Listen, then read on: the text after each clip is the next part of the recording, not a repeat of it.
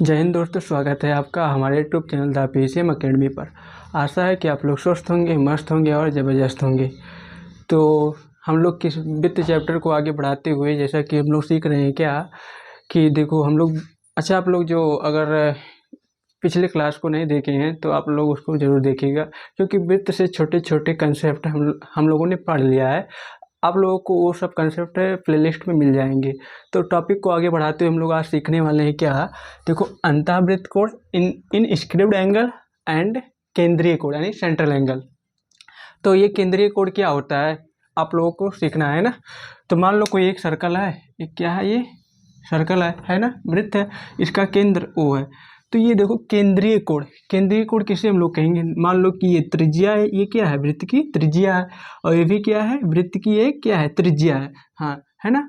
तो त्रिज्या के द्वारा केंद्र पर देखो, त्रिज्या के द्वारा बनाए गए कोण को हम लोग क्या कहते हैं, त्रिज्या। देखो ये त्रिज्या ही तो है, ये दोनों त्रिज्या के द्वारा केंद्र पर बनाए गए कोण को हम लोग क्या कहेंगे, केंद्रीय कोण कहेंगे यानी सेंट्रल एंगल कहेंगे। तो हम लोग इसको इस डेफिनेशन को लिख लेते हैं, क्या लिखेंगे, वृत्त के केंद्र पर त्रिज्या द्वारा बनाए गए कोण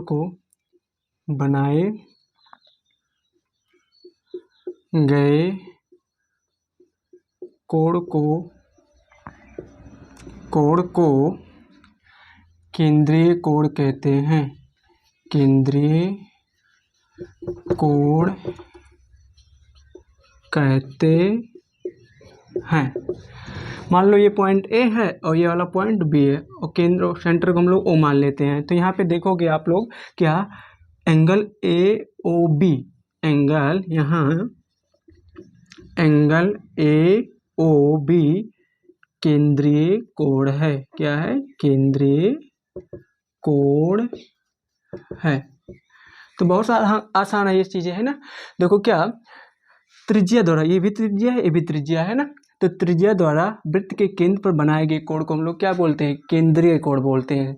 तो आप लोग ये समझ गए होंगे। अगला देखते हैं हम लोग क्या, अंतःवृत्त कोण। इन दोनों में देखो थोड़ा सा डिफरेंस है ना। अंतःवृत्त कोण क्या होता है, मान लो एक क्या, ये सर्कल है ना, ये क्या है, एक वृत्त है। चलो फिर से बनाते हैं। मान लो ये क्या है, ये सर्कल है, अब इसका केंद्र O है। तो देखो अंतःवृत्त कोण क्या होता है, अंतःवृत्त कोण उसे कहेंगे जीवा द्वारा। देखो जीवा द्वारा बनाए गए कोण को, लेकिन एक जीवा नहीं, दो जीवाएं होंगी। जैसे क्या, मान लो एक जीवा ऐसे, क्या ये क्या है, हमारा जीवा ही तो है, और एक जीवा ऐसे है। तो जीवा के अंत बिंदु द्वारा, देखो जीवा के अंत बिंदु, जीवा का देखो एक पॉइंट ये है, एक पॉइंट ये है, और एक पॉइंट ये, एक पॉइंट, इस जीवा का एक पॉइंट ये है, एक पॉइंट ये है ना। तो जीवा के एक अंत बिंदु द्वारा, एक ही अंत बिंदु द्वारा, इस जीवा का अंत बिंदु एक ये है और इस जीवा का एक बिंदु ये है। तो उभयनिष्ठ बिंदु द्वारा, या जीवा के उभयनिष्ठ बिंदु द्वारा, या कहो या जीवा के अंत बिंदु द्वारा बनाए गए कोण को हम लोग क्या कहते हैं, अंतःवृत्त कोण कहते हैं।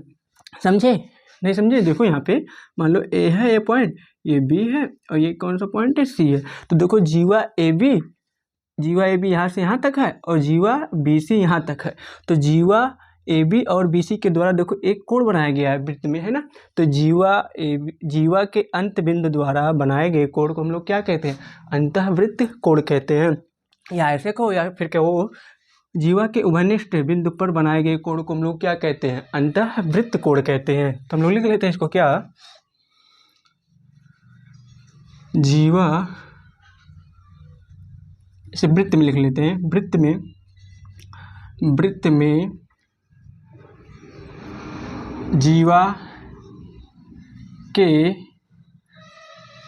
एक ही अंत बिंदु पर बनाए गए कोण को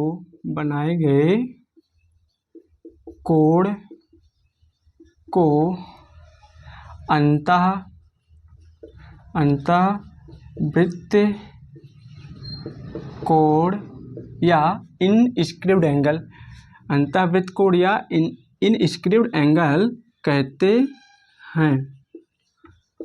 तो यहाँ बताओ कौन सा अंतर्वृत्त कोण है। यहाँ पे देखेंगे, यहाँ देखो कौन सा कोण है, कोण ABC, एंगल ABC। देखो जो बीच में होता है उसी की बात करते हैं ना, आप लोगों को तो पता होगा।